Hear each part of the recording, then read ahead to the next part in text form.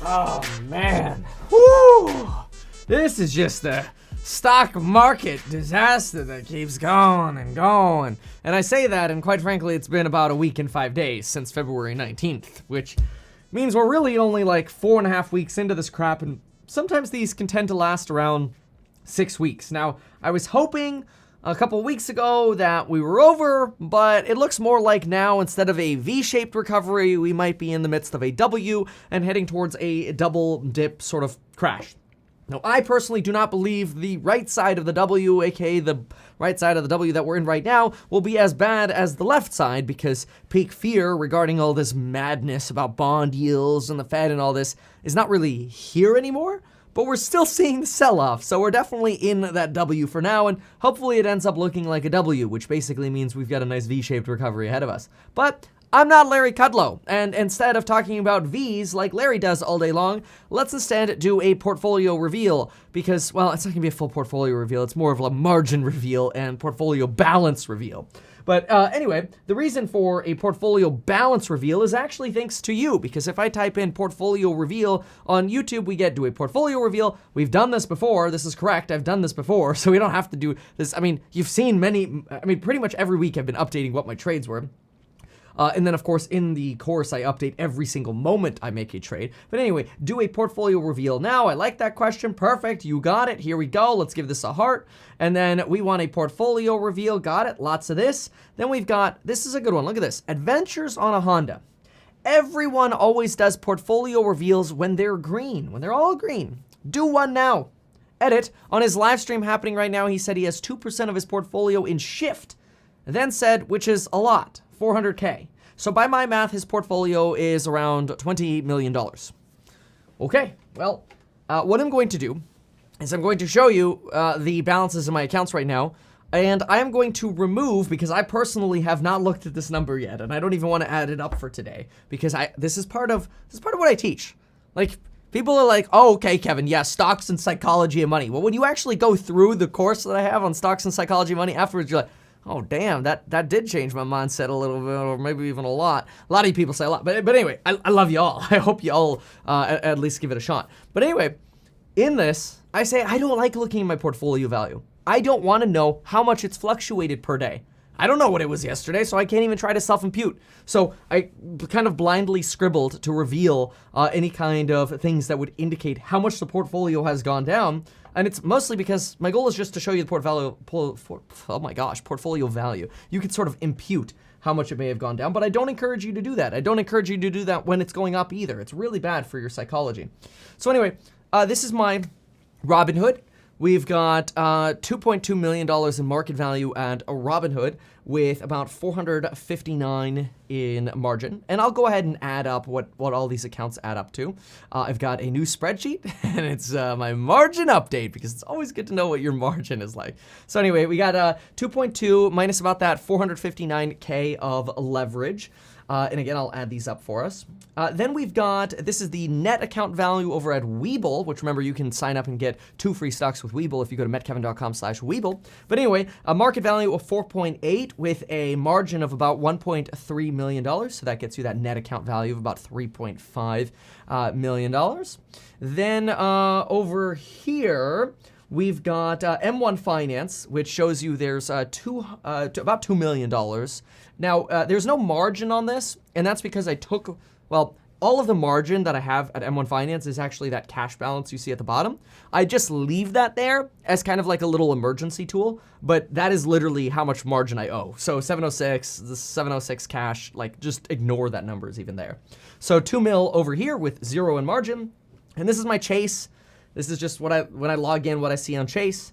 And so the investment account is at $11.9 million. We do have margin on this, and we do have a cash balance of roughly $2 million, a little $18K in credit cards, and 6.6 in a credit line that is drawn at Chase. So when you add all of this together, you get to, I'm going to put this on screen here, so it makes the math easy for you, so that way you don't have to do it. Oh, there we go, and perfect, on screen now. So here you go. We've got Robinhood. These are all the same numbers that you saw, and if you add it together, you get to a total portfolio value right now of $20 0.5 mil. This was a lot higher at one point, but I don't even actually remember how much it was because I wasn't actively updating my margin too terribly much. I try not to look at my portfolio value. I think it's toxic. I think it motivates you to get too stressed out, and then you start selling, or when things are green, you get euphoric, and it's like, oh my gosh, things are going up or whatever. I gotta buy. It's very dangerous. So anyway, then you add up the margin over here, and the way you figure out what your margin percentage is you divide the debt by your total portfolio of, in this case, 20 mil. So that actually puts me at 40.8% in margin right now. But that's not my actual margin balance because I've got cash, and I've got cash that's transferring to my JP Morgan from a different account right now. So I have 1.9 in cash plus 1.25 coming from a different account. This means when I add up these figures here, I've got about 3.2 that I'm going to be using to plummet down this margin right away. And when I do, my margin will actually go to just 25% outstanding. But on top of that, if I needed to, I have about 350 available in credit lines from real estate, which that's one of the beautiful things about having real estate is I get access to certain credit lines from having real estate, and the 350K will be coming from real estate if I needed it. So if I needed to, well, if I don't do anything other than use the cash from about 25% margin.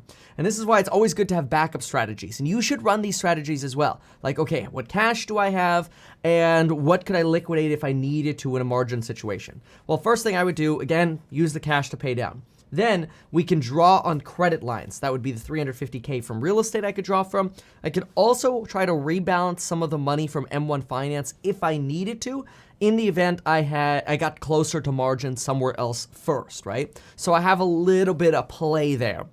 Then the next thing that I could do is I assumed a 25% drop, so a 0.25% drop on my entire M1 Finance portfolio, which is a lot because the stocks are, pretty tech-centric, but if I just shut down my M1 Finance with the 25% loss, I would have another 1.5 available. Oops, there we go. I'd have another 1.5 available to use towards payoff. That would bring me to about 16.2% margin, and it would allow me to protect my really concentrated positions because most of the positions in my M1 Finance are diversified in my pies, and I want to protect my really concentrated positions.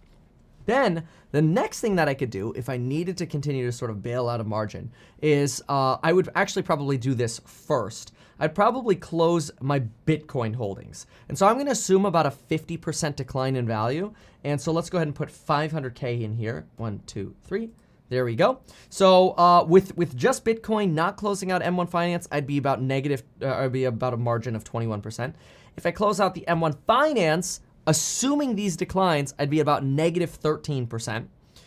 If I then still needed to pay off margin, my first ones that would be going would be, unfortunately, my lovely Apples, Googles, and Amazons, and that's because I consider them to be a little bit more cash parky, and I'm going to assume declines here as well, so I'm going to go with 1250, and this would assume like another 20 to 30% decline of these values. 1, 2, 3 equals. And so that would bring me down to about 7.6% margin. So not totally eradicated, but there's a very clear path for me if I needed to basically protect myself from a margin call. And the biggest thing is obviously cash. And so one of the things that I generally recommend, and where some of this cash came from, is sell when you're green. Now, it's too late for a lot of us to sell when it's green because we're not green, right? But I sold March 9th and March 16th, and I told all my course members, like, hey, folks, I'm getting too high on margin. I've got to follow my rules. I need to get under 20% margin. So I sold off my holdings until I got to about 19% margin. Now, there was unfortunately this little private deal that came up and I ended up taking some more money back out on margin, and then we kind of walked into this, but that's an unrelated thing because that's going to be very profitable. I'm excited about that.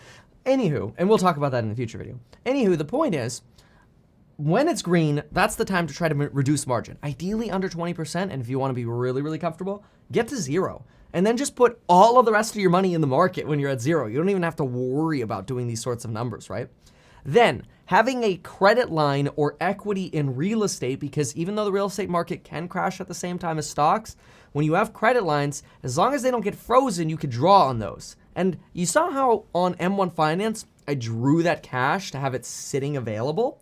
Yeah, that's because when I have it sitting available, it's harder for them to not let me take it out anymore. You could do the same thing with real estate lines of credit if you needed to. Of course, having equity in real estate is also a really good idea because then if you needed to, you could always refinance or sell your real estate. So this is one of the reasons I hate refinancing real estate when the market's skyrocketing, and I prefer to let that grow as meat on the bone. And that way, if the market ever crashes, I could refinance at that point, have equity, and use that cash to go shopping at the bottom of the market in the event there's ever a real estate crash or another stock crash.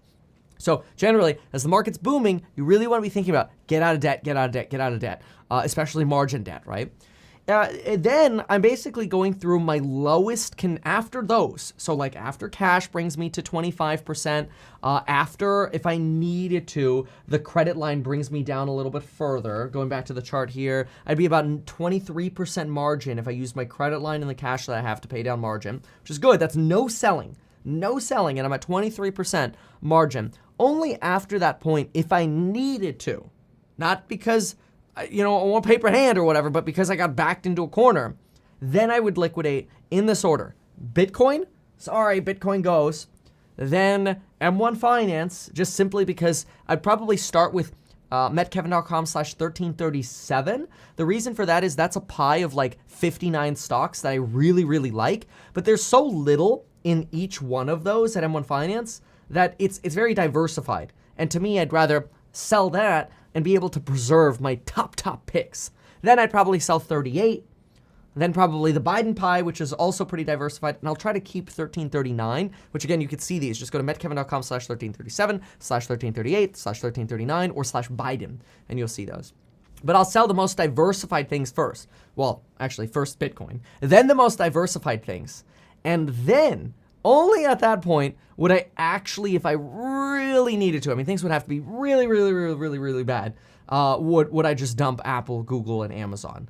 And obviously, I would want to try to be a little bit predictive here and see. I never want to try to like time the market and try to determine how much the market's going to fall. But I do that, even though that's not the best thing to do, it's what I do.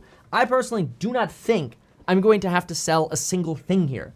Because again, I'm just taking my cash and just properly allocating and like wire transferring, finishing my wires, which I've got like 200K wires scheduled every day. So it's going to take like 10 or 15 days or whatever to get it all done. Unless I get on the phone and do it manually, but I don't want to get on the phone. And this is fine for me too, because there's no rush. Like it's not that bad. There's no rush.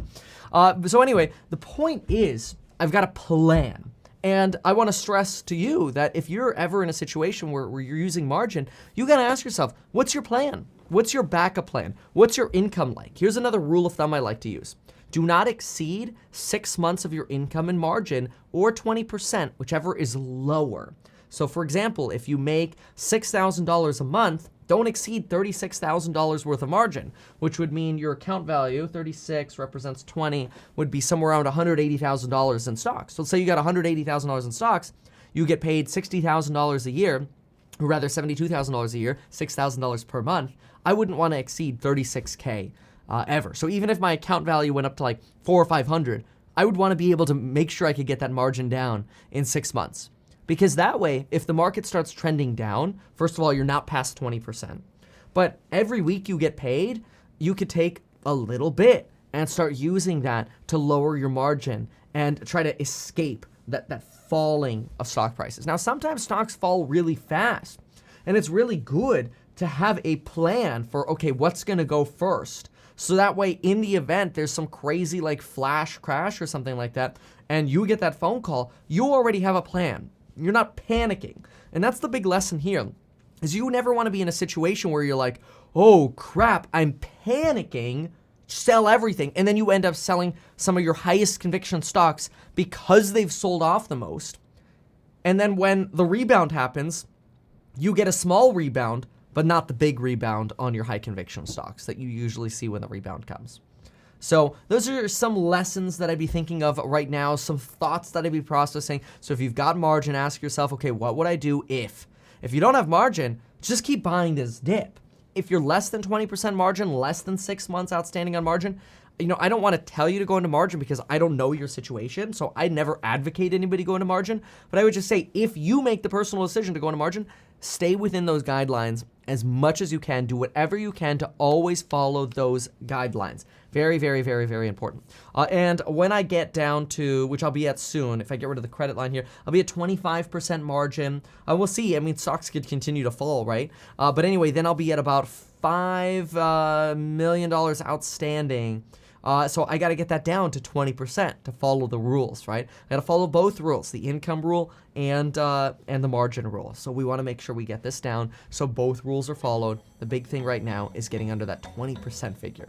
Sometimes that's a little hard though when the market's falling, because like every day the market falls, it's kind of like you're literally just taking cash and throwing it into a fire pit. But remember, we still own the shares, right? The big thing is preserving as much of the shares we have as possible, because pain is temporary. It hurts, but it's temporary. So stay strong, dab in hand this. Check out the programs down below on building your wealth, and folks, we'll see you in the next video. Good luck.